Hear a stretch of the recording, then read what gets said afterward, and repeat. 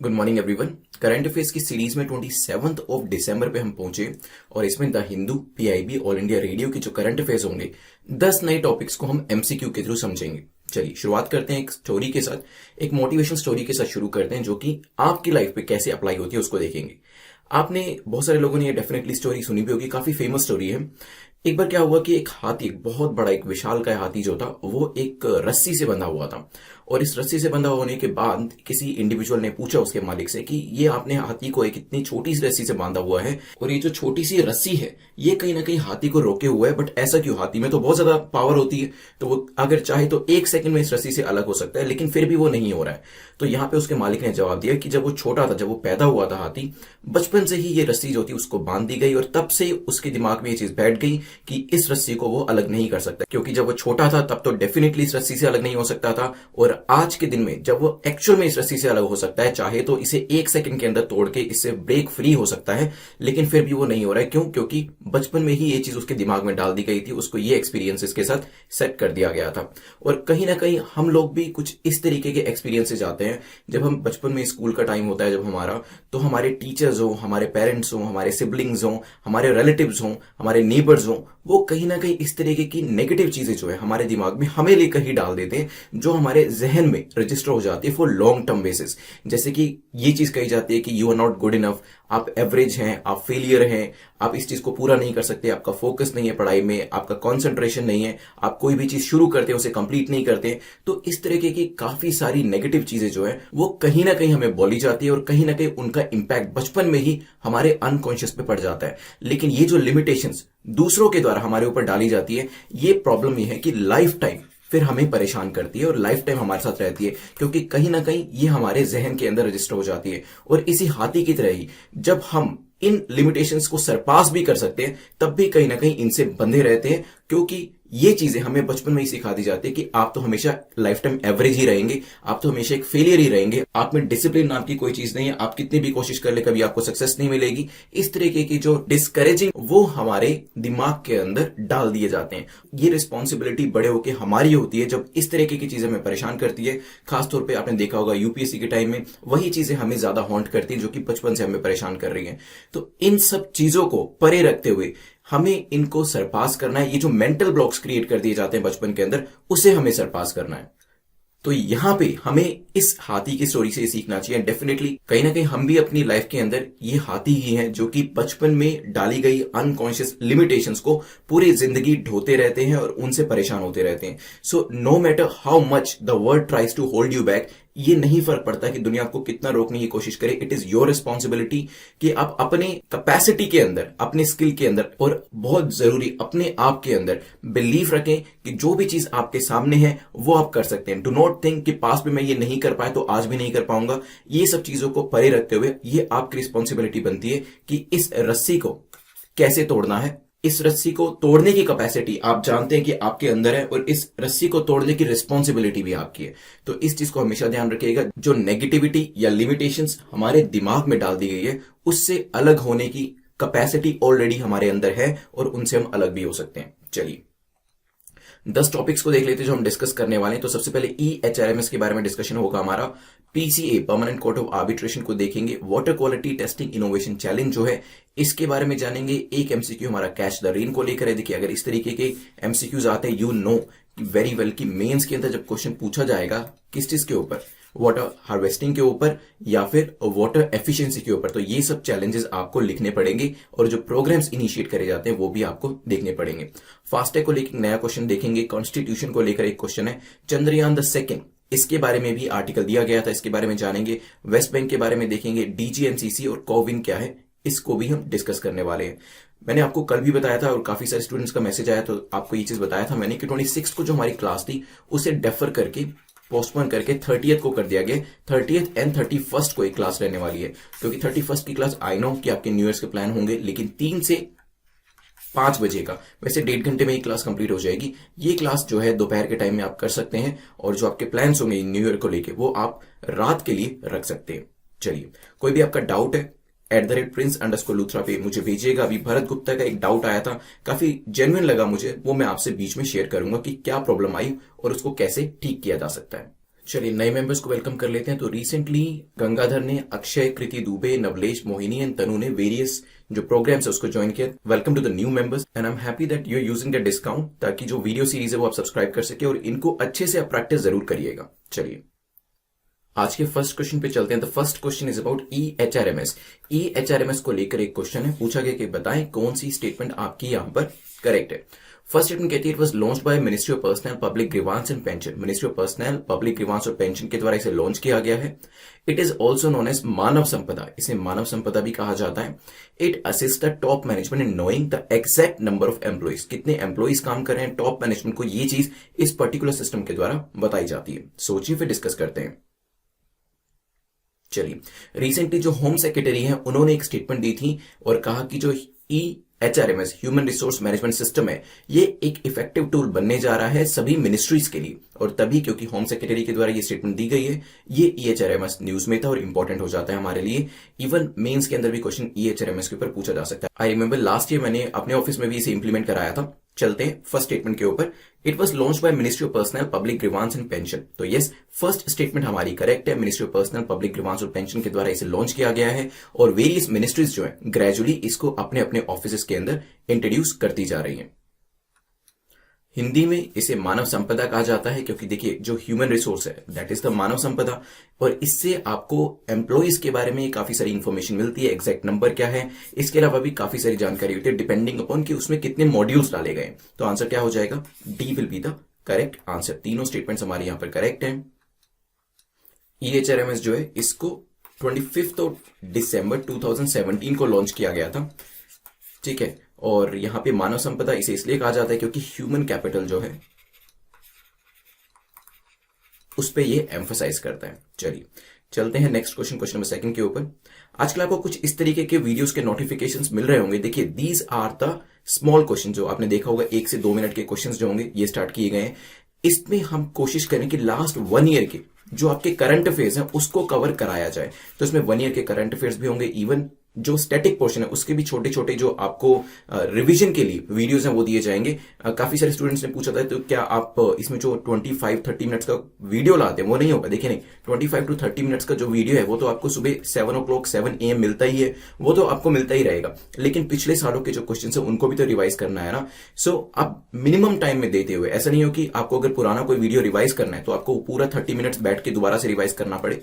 उसकी बजाय यहाँ पे अगर आप चलते फिरते भी 1 से 1.5 मिनट का वीडियो देख लेते हैं तो आपकी अच्छी प्रैक्टिस हो जाती है। इसी वजह से जो स्टैटिक पोर्शन है और इवन लास्ट 1 ईयर के जो करंट अफेयर्स है उसको ये स्मॉल शॉर्ट वीडियोस के थ्रू जो है वो कवर किया जा रहा है, ताकि जब भी आपके पास 1-2 मिनट का टाइम हो आप इस वीडियो को देखें और फिर ये देखने की कोशिश करें कि ये जब हमने लास्ट 3 महीने पहले, 6 महीने पहले, 5 महीने पहले जब ये क्वेश्चन को हमने सोल्व किया था, क्या आपको याद भी है? नहीं, अगर याद है आप आंसर बता पाते हैं तो बहुत अच्छी बात है, नहीं बता पाते तो एक तरीके से आपकी रिवीजन हो जाएगी। इसी वजह से ये कॉन्सेप्ट जो है स्टार्ट किया गया, काफी सारे स्टूडेंट्स को पसंद भी आ रहा है। लेकिन ये जो इनिशिएटिव है सक्सेसफुल तभी हो पाएगा जब आप इसके थ्रू रिवीजन और प्रैक्टिस अपनी अच्छे से कर पाते हैं, और वो भी मिनिमम टाइम के अंदर। तो जब भी रिवीजन के लिए इसका नोटिफिकेशन आपके सामने आता है, आप कोशिश करें अपने आप को देखने की कि क्या ये जो चीज हमने 1 महीना, 2 महीना, 6 महीना पहले पढ़ी थी वो आपको याद भी है कि नहीं। अगर याद होगी तो बहुत अच्छी बात है, अगर याद नहीं होती है तो ये आपके लिए एक और अपॉर्चुनिटी होगी उसे अच्छे से मेमोराइज करने के लिए। चलते हैं नेक्स्ट क्वेश्चन के ऊपर, which is question number second, जो कि PCA permanent court of arbitration को लेकर है। पूछा कि बताएं कौन सी स्टेटमेंट आपकी करेक्ट है।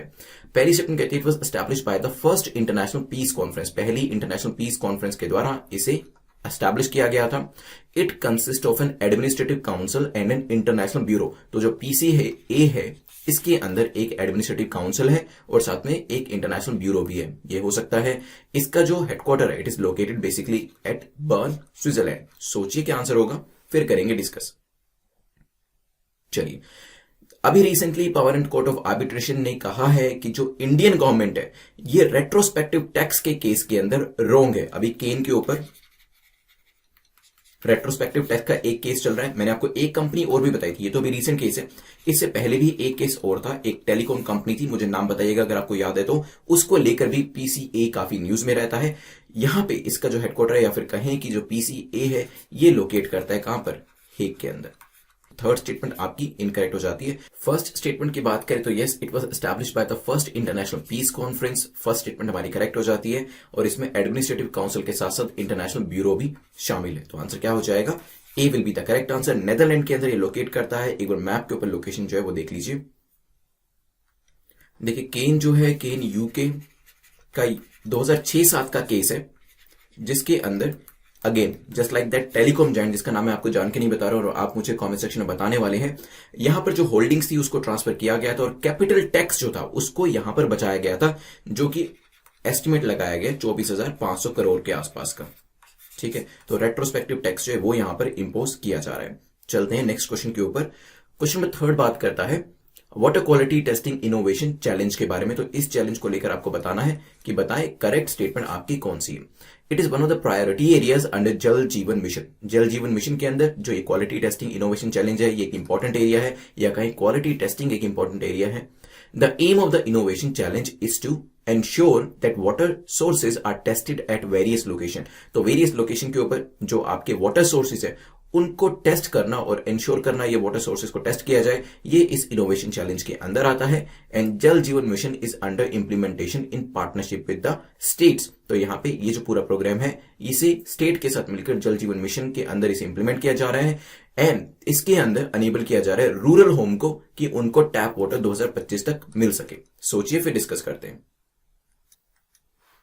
चलिए देखिए, रिसेंटली हमारा जो नेशनल जल जीवन मिशन है इसने पार्टनरशिप करी है किसके साथ? डीपीआईआईटी। डीपीआईआईटी के department of promotion of industry and internal trade, ताकि पोर्टेबल डिवाइसेस जो है वो बनाए जा सके। आपने देखा होगा कि आजकल भी वैसे आपका जो कि टेस्टिंग होती है, जो आपके यहाँ पे आरओ लगाने आते हैं उनके पास भी पोर्टेबल डिवाइसेस होते हैं जो कि टीडीएस चेक करते हैं। टीडीएस की फुल फॉर्म क्या डिस्कस कर चुके हैं, अगर आपको याद है तो कमेंट सेक्शन में जरूर बताइएगा। तो इस तरीके के पोर्टेबल डिवाइसेस जो है बनाने के लिए कहा है, डीपीआईआईटी के साथ पार्टनरशिप किया है ताकि यहां पर वाटर टेस्टिंग करी जा सके। अगर हम बात करें इस क्वालिटी टेस्टिंग इनोवेशन चैलेंज की, तो ये क्या जल जीवन मिशन का एक इंपॉर्टेंट एरिया है? तो yes, it is an important area.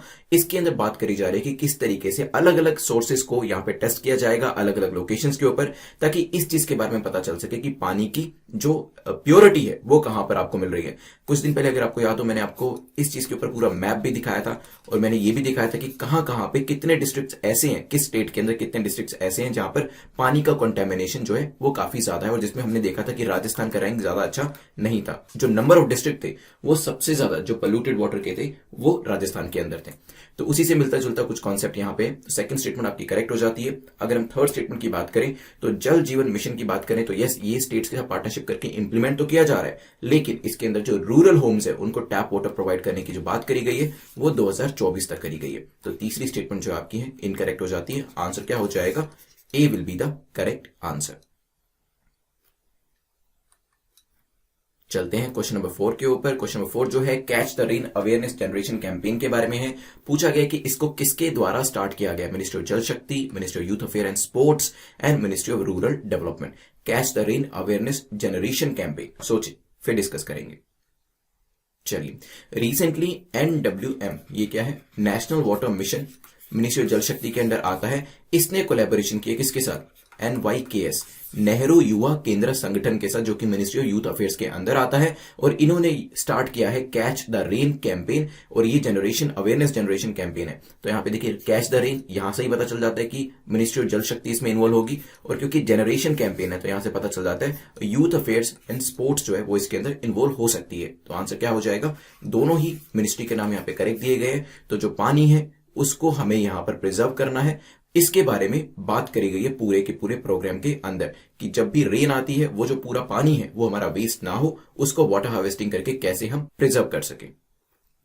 चलिए, तो इस पर्टिकुलर प्रोग्राम के बारे में याद रखिएगा और किस तरीके से आपको इसको मेंस के अंदर भी मेंशन करना है। कैच द रेन को जरूर करिएगा। मान लीजिए वाटर एफिशिएंसी पे क्वेश्चन आता है अगर, तो वहां पर कैच द रेन अगर आप लिखते हैं तो डेफिनेटली आपके जो आंसर शीट है उसमें एक पॉइंट आपको ऐसा मिलेगा जो दूसरों के आंसर्स के अंदर नहीं होगा। तो इस तरीके की जो फ्रेजेस हैं, जैसे मैंने आपको बताया था कि अपने नोट्स के अंदर जरूर साथ के साथ नोट डाउन करें, सर्च करें कि आपने वाटर हार्वेस्टिंग का जो मेन हेडिंग है वो नोट्स के अंदर कहां बनाया है, और उसके अंदर सब नोट के तौर पर इसे ऐड कर लें।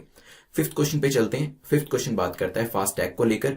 पूछा गया है फास्ट टैग को लेकर बताएं कौन सी स्टेटमेंट आपकी करेक्ट है, कौन सा कथन आपका सही है। पहली स्टेटमेंट कहती है it's reloadable tag that automatically deducts toll charges and allows a vehicle to pass through a toll gate without stopping for the payment. तो ये रीलोडेबल टैग होता है। क्या रीलोडेबल होता है? हो सकता है, जो कि क्या करता है, डिडक्ट करता है टोल चार्जेस को जब भी आप किसी टोल से पास करते हैं। It uses RFID, that is radio frequency identification technology, और जिसके थ्रू पेमेंट करी जाती है। हो सकता है different colours of FASTags are assign to particular category of vehicles. Different colours के जो फास्टैग है वो अलग अलग कैटेगरी ऑफ व्हीकल्स को यहां पर दिए गए हैं। देखिए, इसमें 3 में से 2 स्टेटमेंट्स तो मैं आपको पहले भी क्वेश्चन इसके ऊपर पूछ चुका हूं, और जो तीसरी स्टेटमेंट मैं आपसे पूछ रहा हूं यहां पर, वो मैंने आपको एक्सप्लेनेशन में पहले भी बताई है। लेट्स सी आप इसका आंसर कर पाते या नहीं। फास्टैग हमारे लिए इंपॉर्टेंट हो जाता है अपकमिंग प्रीलिम्स के लिए, इसलिए मैंने इस पे आपसे रिसेंटली 1-2 क्वेश्चन लगातार पूछे, क्योंकि 1 जनवरी आपके न्यू ईयर से जो आपके 4 व्हीलर्स है उनके लिए फास्टैग जो है वो मैंडेटरी होने वाले हैं। तो 1 जनवरी 2021 से आप कह सकते हैं कि गवर्नमेंट ने एक नया रेजोल्यूशन बनाया है। गवर्नमेंट का रेजोल्यूशन ये है कि फास्टैग मैंडेटरी हो जाएंगे 4 व्हीलर्स के लिए। इस वजह से ये क्वेश्चन था। तो अभी आपको इसका आंसर करना है, सोचिए। चलिए, तो यस, ये रीलोडेबल होते हैं। आपकी अगर गाड़ी के ऊपर एक बार लग जाता है, उसके बाद इसी के अंदर ही आप, जैसे मान लीजिए आपका सिम होता है, आप अपने सिम को रिचार्ज करवाते हैं, ठीक है, और फिर जब उसके अंदर बैलेंस खत्म होने लगता है तब आप उसको दोबारा रिचार्ज कराते हैं। तो कुछ उसी तरीके से, जिस तरीके से आप अपना मोबाइल फोन रिचार्ज कराते हैं, सिम रिचार्ज कराते हैं, उस तरीके से सिस्टम इसके अंदर फॉलो किया जाता है। जो विंडशील्ड होती है वहां पर आपका फास्टैग लगा होता है। दूर से ही जो कैमराज होते हैं, जो RFID टेक्नोलॉजी को यूज करते हुए आपके फास्टैग को रीड करते हैं, और गेट अपने आप ओपन हो जाता है। ध्यान रखिएगा, कुछ इस तरीके से दिखते हैं ये। चलिए, चलते हैं क्वेश्चन नंबर 6 के ऊपर, बट उससे पहले crack UPSC exam in 200 days की सीरीज के बारे में मैं आपको 30 सेकंड्स में बता देता हूं। सो इस सीरीज के अंदर आपको जो लेक्चर्स मिलते हैं they are bilingual in nature. तो जो सीरीज हमारी है बाइलिंगुअल है, इसको आप सब्सक्राइब कर सकते हैं, जिसमें डे वाइज प्रिपरेशन आपकी कराई जाती है।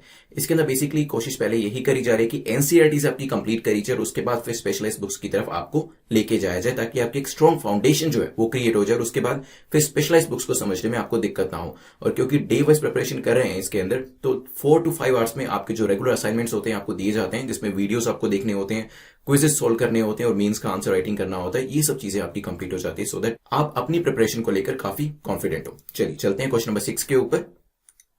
क्वेश्चन नंबर 6 जो है पूछ रहा है कि which of the following is false. तो 4 स्टेटमेंट दिए, आपसे पूछा है कि कौन सी इसमें से गलत है।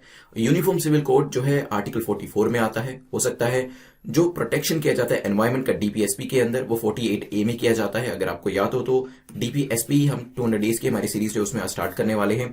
Then abolition of untouchability is covered under article 15 of the constitution, ये भी हो सकता है। Right to constitutional remedies is covered under article 32 of the constitution. Comparatively easy question है, बट यस, क्योंकि नंबर्स इन्वॉल्व है, हो सकता है कि थोड़ी सी प्रॉब्लम हो आपको सोल्व करने में। देखिए, चलिए देखिए, यूनिफॉर्म सिविल कोड आर्टिकल 44 में बिल्कुल करेक्ट है। 48A प्रोटेक्शन ऑफ एनवायरमेंट की बात करता है, और article 32 is the constitution remedies, जिसे डॉक्टर अंबेडकर ने कहा था the very heart and soul of the constitution जो है वो आर्टिकल 32 है, क्योंकि जितने भी बाकी फंडामेंटल राइट्स होते हैं उनको एनफोर्स कराने में आर्टिकल 32 का सबसे इंपॉर्टेंट रोल रहता है। और अगर हम बात करते हैं एबोलिशन ऑफ अनटचेबिलिटी की, जो अपने आप में अकेला ऐसा राइट है या फंडामेंटल राइट है जो एब्सोल्यूट इन नेचर है, तो ये आता है आर्टिकल 17 के अंदर। सो सी जो है वो आपका फॉल्स है। चलिए, चलते हैं नेक्स्ट क्वेश्चन के ऊपर। क्वेश्चन नंबर 7 बात करता है विच of the following is not correctly match. तो यहां पे 2 आपको पेयर्स दिए गए और आपसे पूछा कि बताएं कौन सा करेक्टली मैच नहीं करता है। हमारे पास एक लैंडर है जिसका नाम है प्रज्ञान, एक रोवर है जिसका नाम है विक्रम। ये कहां पे यूज किए गए वो तो मैं आपको बताऊंगा ही, बट पहले आपको नाम डेफिनेटली ध्यान में आ रहे होंगे कि कुछ इस तरीके का आपने न्यूज में जरूर पढ़ा है। और देखिए, जब हम न्यूज़पेपर में पैराग्राफों में पढ़ते हैं तो पढ़ते पढ़ते हमें ये समझ में नहीं आता कि विक्रम करके कुछ लैंडर था या रोवर था, और प्रज्ञान करके लैंडर था या रोवर था, तो मिक्सअप हो जाता है। और यहां पे UPSC फायदा उठाता है इस चीज का और आपको कंफ्यूज करने की कोशिश करता है। सोचिए, फिर डिस्कस करते हैं इसको। चलिए, तो recently ISRO, Indian space research organisation जो है, थर्सडे को उसने कहा है कि उसने चंद्रयान 2 का जो फर्स्ट सेट ऑफ डेटा है उसे रिलीज किया है। और क्योंकि ये डेटा रिलीज किया गया चंद्रयान 2 का, इस वजह से क्वेश्चन चंद्रयान 2 के ऊपर पूछा जा सकता है। चंद्रयान 2 जो मिशन था, इसमें 3 मॉड्यूल्स थे, और ये मॉड्यूल्स कौन कौन से हैं? एक था इसके अंदर ल्यूनर ऑर्बिटर, एक था विक्रम लैंडर। तो लैंडर कौन सा था? विक्रम लैंडर था, जिनका नाम रखा गया था विक्रम साराभाई के ऊपर, the late father of India space programme. और इसके अंदर एक लूनर रोवर भी था जिसका नाम था प्रज्ञान।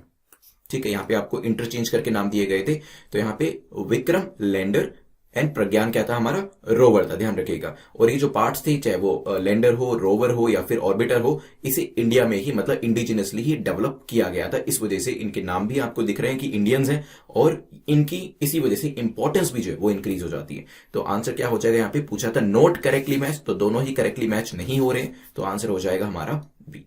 अभी रिसेंटली डेटा को रिलीज किया गया है चंद्रयान 2 के, इसी वजह से पूरी न्यूज थी। चंद्रयान 2 जो था, it's the second lunar mission of India after the success of Chandrayaan 1। तो Chandrayaan 1 was the success mission और सक्सेसफुल मिशन, देन चंद्रयान 2 को भेजा गया था। This mission was conducted for, किस चीज के लिए भेजा गया था, टोपोग्राफिकल रिसर्च के लिए, और साथ में मिनरोलॉजिकल स्टडीज के लिए इसे भेजा गया था। चलिए वेस्ट बैंक के बारे में देखते हुए मैंने आपको बताया कि आपका जो साउथ अमेरिका है और ये वेस्ट बैंक वाला रीजन है, इवन जो नॉर्थ अफ्रीका है, ये काफी इंपॉर्टेंट है एग्जाम के पर्सपेक्टिव से, और geography related question, map related question यहां से पूछा जा सकता है। पहले भी काफी बार पूछा गया है, आगे भी पूछा जा सकता है। पहला यहां पे स्टेटमेंट कहती है it is land lock territory near the Mediterranean coast of western Asia. तो इसकी लोकेशन दी है कि एक लैंड लॉक टेरिटरी है, क्या वेस्ट बैंक हो सकता है। It is border by Jordan to the west, west side में इसके जॉर्डन है। Maybe it shares the shoreline with the Dead Sea, Dead Sea के साथ ये शोर लाइन को शेयर करता है। सोचिए फिर डिस्कस करते हैं।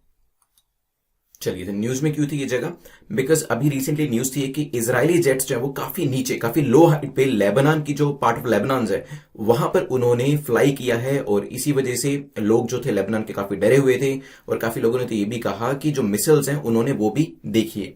तो यहाँ पे क्योंकि इजरायल जेट्स गए हैं लेबनान के ऊपर, काफी नीचे हाइट पे चले गए थे, इस वजह से इसके बारे में न्यूज मेंशन करी हुई थी।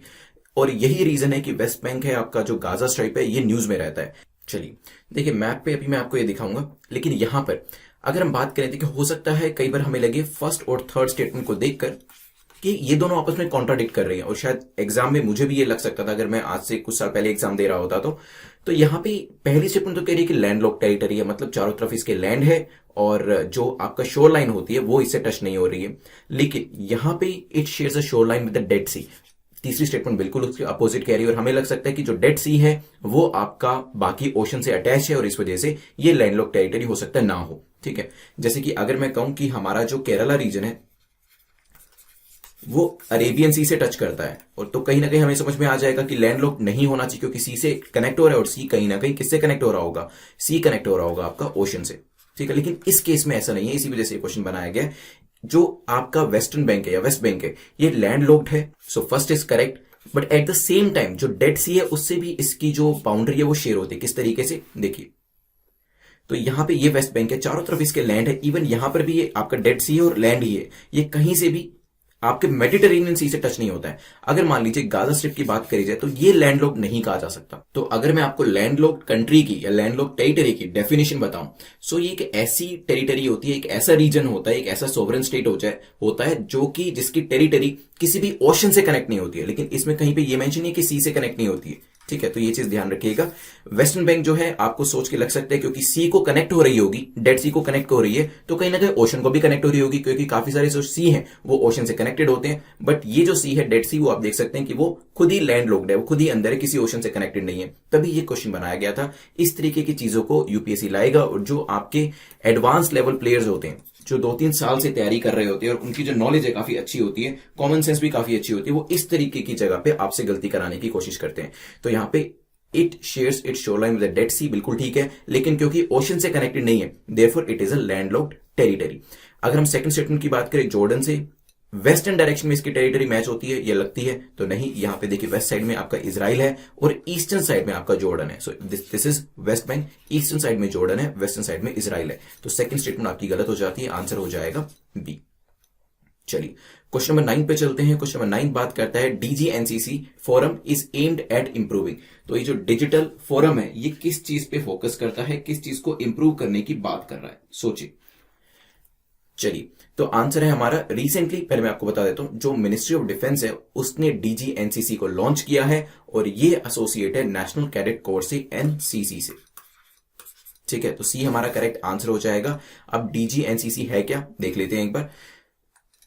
देखिए नाम में ही एनसीसी है, सो डीजी एनसीसी इस तरीके से पढ़िएगा। So digital forum national cadet corps, इसमें जितने भी नेशनल कैडेट कोर के जो कैडेट्स हैं ऑल ओवर द कंट्री। अभी क्या होता था, वो कनेक्टेड नहीं होते थे, अलग अलग जगह पे अलग अलग एनसीसी के कैडेट्स होते थे और वो अपने एक्सपीरियंस को शेयर नहीं कर पाते थे। इस फोरम के थ्रू, इस डीजी एनसीसी के थ्रू वो अपने जो एक्टिविटीज होती हैं, अपने जो एक्सपीरियंसेस होते हैं, इस फोरम के थ्रू वो एक दूसरे से शेयर कर पाएंगे। तो काफी अच्छी चीज जो है वो स्टार्ट करी गई है यहाँ पे। चलते हैं आज के लास्ट क्वेश्चन के ऊपर। लास्ट क्वेश्चन कोविन को लेकर है। 3 स्टेटमेंट्स में पूछा गया कि बताएं करेक्ट स्टेटमेंट आपकी कौन सी है। फर्स्ट स्टेटमेंट कहती है it's a user friendly mobile app for recording vaccine data. Vaccine data को रिकॉर्ड करने के लिए फ्रेंडली ऐप है ये। इसमें क्या होगा, हेल्थ केयर वर्कर्स का जो डेटाबेस है वो भी फॉर्म किया जाएगा और साथ में ही it will be link to the world wide network of health delivery professionals of WHO। तो ये वर्ल्ड वाइड नेटवर्क के साथ भी इसे लिंक किया जाएगा। सोचिए क्या आंसर हो सकता है, फिर करते हैं इसे डिस्कस।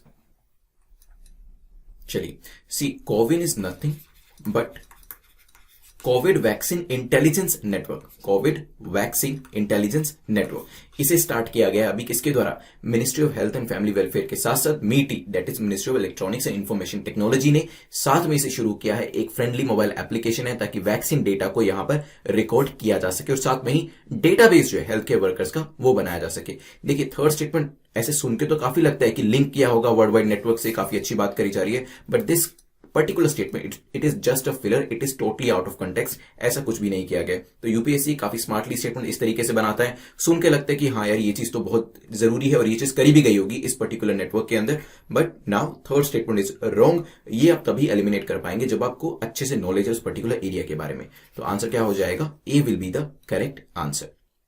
चलिए, तो यहां पे 10 क्वेश्चन हमारे कंप्लीट होते हैं। अभी हम एक क्वेश्चन को देखते हैं। भरत गुप्ता ने एक क्वेश्चन पूछा था और इन्होंने पूछा है कि I find it very difficult to memorise all the full forms. जैसे काफी सारी मिनिस्ट्रीज की फुल फॉर्म होती है या फिर दूसरी आपको फुल फॉर्म्स दी होती है, तो वहां पर इनको थोड़ा सा याद करने में शायद प्रॉब्लम हो रही है। लेट्स सी इसका क्या सोल्यूशन है।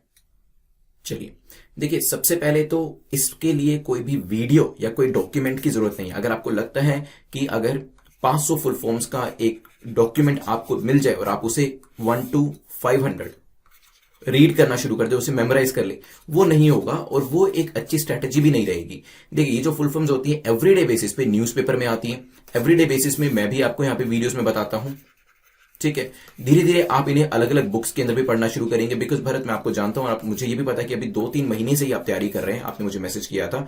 दैट्स वाई आपको लग रहा है कि ये सब जो पूरी फुल फॉर्म्स होती है वो आपको याद नहीं हो पा रही है। बिलीव मी, अभी सिर्फ 2-3 महीने आपके हुए हैं। 1 साल के बाद जब आप मुझसे बात करेंगे तो आपको काफी सारी, देखिए, एक तो पहली बात यह है कि अगर 500 ऐसी शॉर्ट फॉर्म्स है जिसको आपको याद रखना है, तो वो सबको याद रखना जरूरी नहीं है।